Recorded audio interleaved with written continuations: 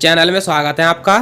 आज हम इस वीडियो में पढ़ेंगे introduction, principal, methodology, RF value, advantages, disadvantages और application of thin layer chromatography means TLC.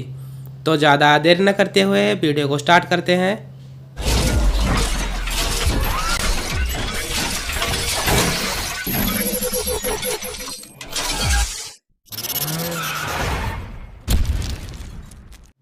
तो सबसे पहले हम इंट्रोडक्शन देख लेते हैं थिन लेयर क्रोमेटोग्राफी का। TLC is a sub division of liquid chromatography means जो टीएलसी है, टीएलसी मींस जो थिन लेयर क्रोमेटोग्राफी है वो एक सब डिवीज़न है, मींस उसी का टाइप है। किसका टाइप है? वो लिक्विड क्रोमेटोग्राफी का ही एक टाइप है। In which the mobile phase is liquid and stationary phase is applied as a thin layer on a flat plate means TLC में हम क्या करते हैं, टीएलसी में जो मोबाइल फेज होती है वो लिक्विड की रहती है और जो स्टेशनरी फेज होती है उसको हम अप्लाई करते हैं, मींस उसके ऊपर लगाते हैं। किसके ऊपर लगाते हैं? हम एक फ्लैट प्लेट के ऊपर लगाते हैं। और उसे कैसे लगाते हैं हम? जैसे हमारे पास एक कांच की प्लेट है तो इसके ऊपर हम एक सॉल्यूशन बनाते हैं, एक घोल बनाते हैं। घोल किसका रहेगा? वो स्टेशनरी फेज का रहेगा और इसके ऊपर हम उसको डाल देते हैं। जब वो घोल इसके चारों साइड अच्छे से फैल जाएगा तो उसे फैलने के बाद हम उसे ड्राई करते हैं, फिर हमारे पास एक प्लेट तैयार हो जाती है। वो प्रोसेस हमारा स्टेशनरी फेज का होता है, एक प्लेट के ऊपर बनाई जाती है वो। Next point, the two major types of TLC methods are means TLC के दो मेजर टाइप हैं, वो देख लेते हैं कौन कौन से हैं। फर्स्ट है normal phase TLC means normal phase देख लेते हैं टीएलसी क्या होती है। नॉर्मल फेज में जो स्टेशनरी फेज होती है वो पोलर रहती है और जो मोबाइल फेज होती है वो नॉन पोलर रहती है।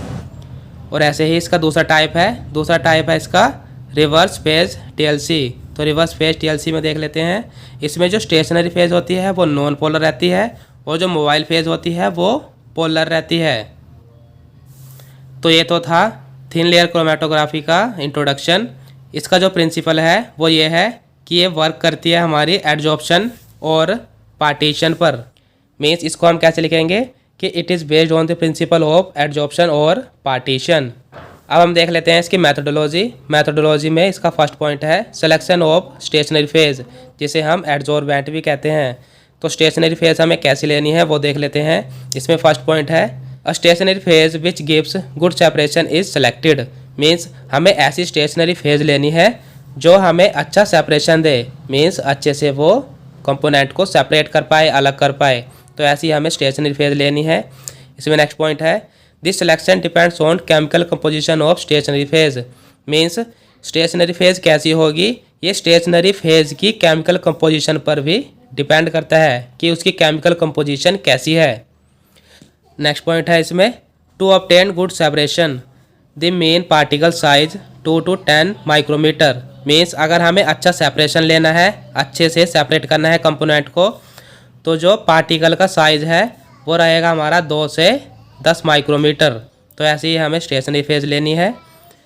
The particle size distribution and morphology of particle must be considered means particle size का डिस्ट्रीब्यूशन कैसे हो रखा है और पार्टिकल की मॉर्फोलॉजी कैसी है, मीन्स उसकी आउटर अपीयरेंस कैसी है, उसको भी हम कंसीडर करते हैं। कंसीडर कब करते हैं हम? जब हम स्टेशनरी फेज को सिलेक्ट करते हैं, तो ये सब उसमें देखा जाता है। अब हम इसके एग्जांपल देख लेते हैं, मीन्स हमें कौन कौन सी स्टेशनरी फेज लेनी है और उनका कहाँ कहाँ पर यूज़ होता है और वो किन किन प्रिंसिपल पर वर्क करती है। तो जैसे कि यहाँ पे ये स्टेशनरी फेज है और ये प्रीडोमिनेंट सेपरेशन मैकेनिज़्म या हम कहें ये प्रिंसिपल है। मीन्स हमें कौन सी स्टेशनरी फेज लेनी है और उनका प्रिंसिपल क्या रहेगा और उनका यूज़ क्या रहेगा वो देख लेते हैं। जैसे ये फर्स्ट वाली है silica gel, modified silica gel और एल्यूमिना, ये तीनों ही हमारे एडजॉर्प्शन ऑफ पार्टीशन पर वर्क करती हैं और इन तीनों का एक ही यूज़ है, जनरल यूज़ है कि ये किसी भी टाइप के सैंपल को सेपरेट करने के लिए यूज़ की जाती हैं। नेक्स्ट है इसमें केसल गुहर, तो इसका जो प्रिंसिपल है वो है पार्टीशन और ये यूज़ करा जाता है शुगर को सेपरेट करने के लिए। नेक्स्ट है सेलुलोज पाउडर, अगर हमें सेलुलोज पाउडर स्टेशनरी फेज लेना है तो इसका प्रिंसिपल क्या रहेगा, प्रिंसिपल रहेगा इसका पार्टीशन, और ये यूज़ करा जाएगा हमारा अमीनो एसिड्स को सेपरेट करने के लिए, न्यूक्लियोटाइड्स को सेपरेट करने के लिए और फूड डाइट को सेपरेट करने के लिए। हम आगे देख लेते हैं। नेक्स्ट पॉइंट है, in TLC the stationary phase is coated on a thin sheet of glass, plastic and aluminium as a thin layer about 0.25 mm thick.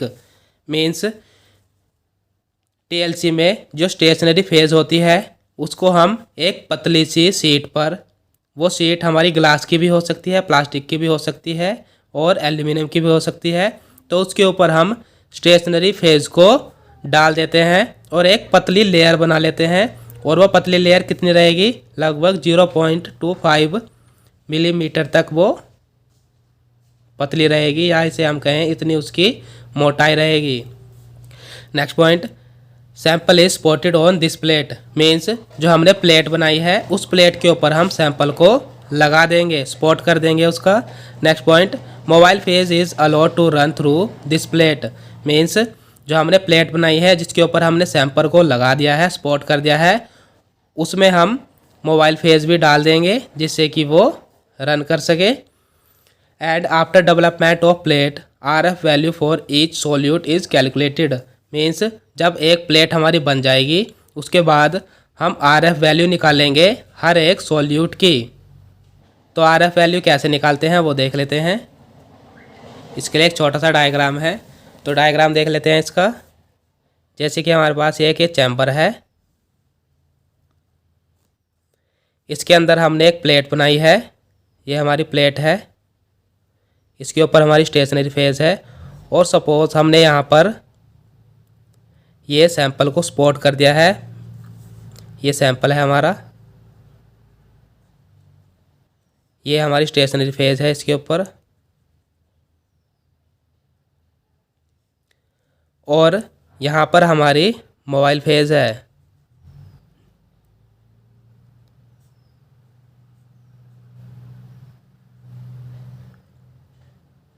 Sample को सिर्फ हम मोबाइल फेज में डुबोते हैं, इतना ही डुबोना है जहाँ तक हमारा सैंपल है। उसके बाद मोबाइल फेज भी रन करेगी और जो ये सैंपल है ये भी रन करेगा अपर डायरेक्शन में। यहाँ पर एक लीड लगी होती है चैम्बर के ऊपर, ये लीड है, ये हमारी मोबाइल फेज है। तो इसमें जो सैंपल है कैसे रन करेगा वो देख लेते हैं। तो ये रन करेगा, ये चैम्बर हम फिर से बनाएंगे। यहाँ पर सैंपल था, सपोज़ ये यहाँ से यहाँ तक रन करा है इसने, और जो हमारा मोबाइल फेज था, जो हमारा सोलवेंट था वो रन कर दिया है यहाँ तक। सपोज सोल्यूट वाला हमारा Y है और ये जो हमारा सोलवेंट रन करा है ये हमारा X है। तो यहाँ पर लीड लगी हुई है, ये है हमारी बेसलाइन। तो RF वैल्यू हम कैसे निकालते हैं वो देख लेते हैं। इसके लिए एक फॉर्मूला है, RF वैल्यू इक्वल टू, ये होगा हमारा Y/X। तो इसमें Y क्या है, Y है हमारा distance travel by the solute from baseline.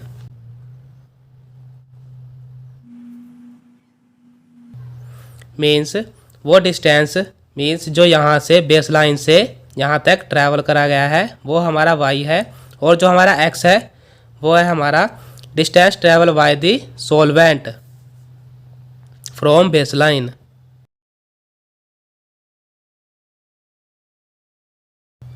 Means जो यहाँ बेसलाइन से यहाँ तक डिस्टेंस ट्रैवल करा गया है वो है हमारा सोलवेंट का डिस्टेंस, जिसे हम X कहते हैं। जो RF वैल्यू होती है ये बहुत ज़्यादा इम्पोर्टेंट होती है, जिससे कि हम सैंपल की आइडेंटिफिकेशन कर सकते हैं, इसलिए हम RF वैल्यू को कैलकुलेट करते हैं। RF का मतलब है रिटार्डेशन फैक्टर। हम नेक्स्ट पॉइंट देख लेते हैं। जो नेक्स्ट पॉइंट है वो ये है selection of mobile phase, means हमें मोबाइल फेज कैसी लेनी है वो देख लेते हैं। The selection of mobile phase, solvent system और eluent is the most important parameter to achieve efficient separation by TLC. Means हमें मोबाइल फेज कैसी लेनी है, मोबाइल फेज को हम सॉल्वेंट सिस्टम भी कहते हैं और एलिवेंट भी कहते हैं। तो हमें एलिवेंट कैसा लेना है ये बहुत ज़्यादा इम्पोर्टेंट है, जिससे कि हम टीएलसी के द्वारा एक अच्छा सेपरेशन कर सकते हैं। नेक्स्ट पॉइंट है इसमें, this selection is based on sample solubility in mobile phase.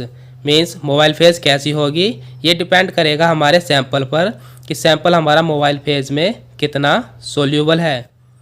Next point, the more important property of solvent is its ability to itself adsorb on the adsorbent. और एक इम्पॉर्टेंट बात यह भी है कि ये डिपेंड करेगा सॉल्वेंट की खुद की ही एबिलिटी पर कि वो खुद हमारा एड्जॉर्बेंट पे कैसे एड्जॉर्ब होता है। मीन्स एड्जॉर्बेंट क्या है, हमारा स्टेशनरी फेज है, तो स्टेशनरी फेज पे वो कैसे जाके अडेयर होता है, कैसे चिपकता है। There is a competition between solute molecules and mobile phase molecule to get adsorbed on this stationary phase and this competition will give separation of sample। Means जब सॉल्वेंट एड्जॉर्बेंट पे एड्जॉर्ब होगा तो एक कंपटीशन हो जाएगा solute और solvent के बीच में कि कौन ज़्यादा रन करता है और कौन ज़्यादा स्टेशनरी फेज पे अडेयर होता है। तो इसके कारण क्या होगा, सेपरेशन हो जाएगा। जिसकी ज़्यादा एफिनिटी होगी वो ज़्यादा रन करेगा, मीन्स वो ज़्यादा प्रॉपर्टी शो करेगा स्टेशनरी फेज के लिए। Next point, in normal phase chromatography, means normal phase chromatography में देख लेते हैं, when non polar solvent such as hexane और pentane are used, non polar compound will move up the plate will most polar compound stay on the baseline.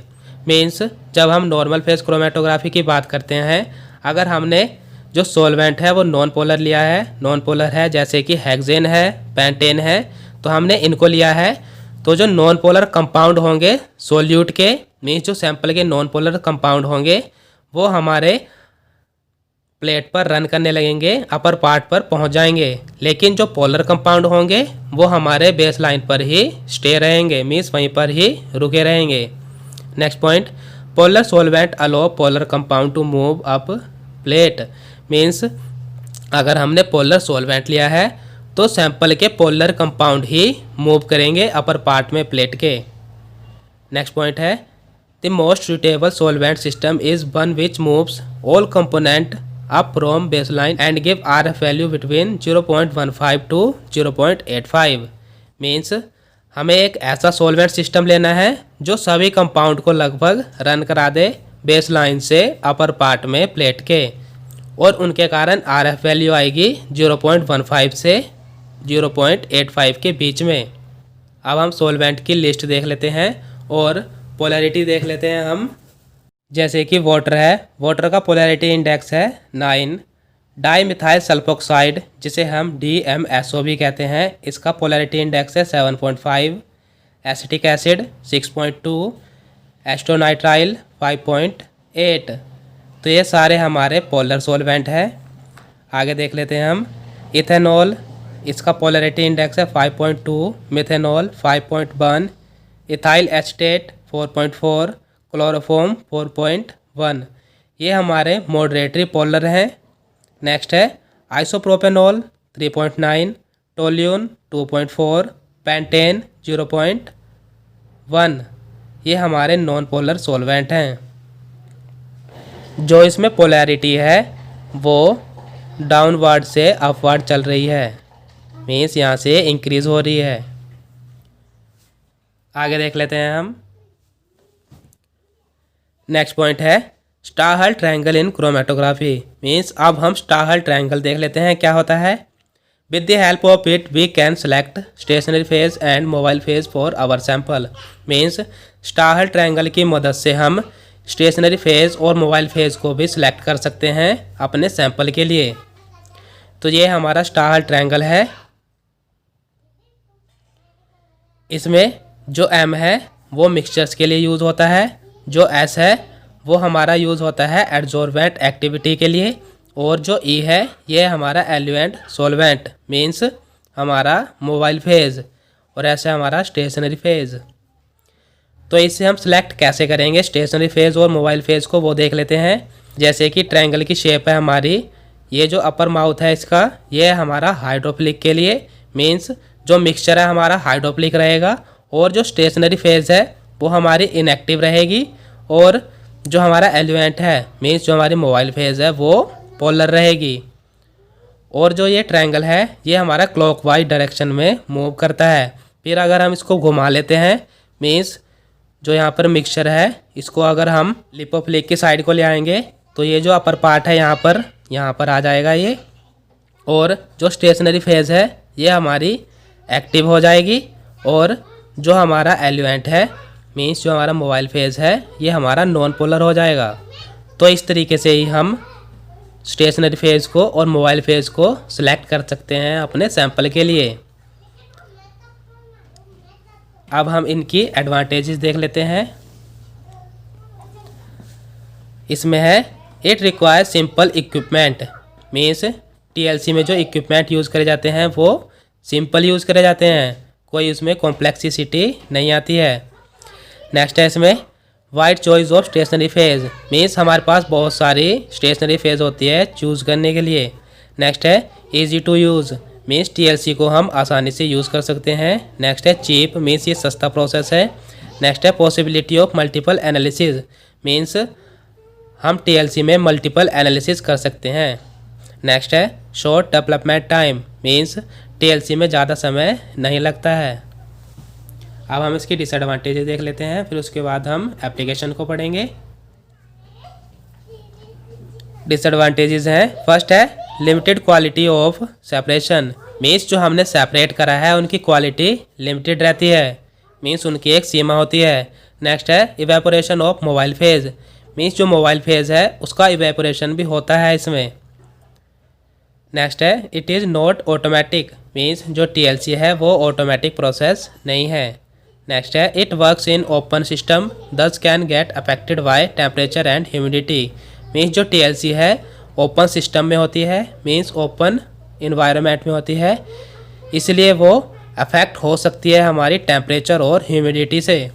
Next है only soluble component of mixture can be separated means TLC में हम उन्हीं sample को separate कर सकते हैं जो sample हमारे मोबाइल फेज़ में सोल्यूबल होते हैं।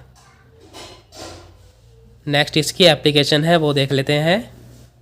फर्स्ट है इसमें as a check on process means process को चेक किया जाता है। इसमें प्रोसेस में क्या चेक करते हैं, सेपरेशन प्रोसीजर चेक करते हैं कि किस तरीके से सेपरेट हो रहा है या कौन सा प्रोसीजर है उसमें, और इसमें प्यूरिफिकेशन प्रोसेस को भी चेकआउट किया जाता है।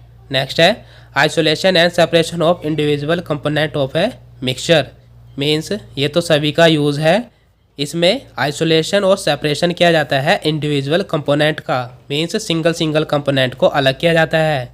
नेक्स्ट है for checking purity of sample means sample की प्योरिटी को चेक करने के लिए भी यूज़ किया जाता है। एज ए प्यूरिफिकेशन प्रोसेस और प्यूरिफिकेशन प्रोसेस की तरह भी यूज़ किया जाता है। एग्जामिनेशन ऑफ रिएक्शन भी देखी जाती है। फॉर आइडेंटिफाइंग ऑर्गेनिक कंपाउंड को आइडेंटिफाई करने के लिए यूज़ किया जाता है। Identification of compounds like acids, alcohol, proteins, alkaloids, amines, antibiotics etcetera means TLC में हम आइडेंटिफिकेशन करते हैं कुछ एक कंपाउंड की, जैसे कि एसिड्स होते हैं, एल्कोहल्स होते हैं, प्रोटीन्स होते हैं, एल्कलॉइड्स होते हैं, अमाइंस होते हैं और एंटीबायोटिक्स होते हैं। तो इन सब की आइडेंटिफिकेशन की जाती है टीएलसी की हेल्प से।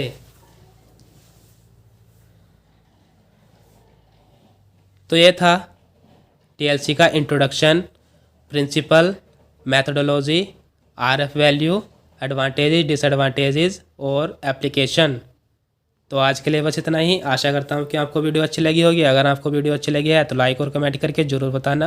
और आपसे एक छोटी सी रिक्वेस्ट है, अगर आप हमारे चैनल पे नए हैं तो चैनल को सब्सक्राइब कर दीजिए, जिससे कि आपको हमारी वीडियोज़ मिलती रहे। Thank you for watching.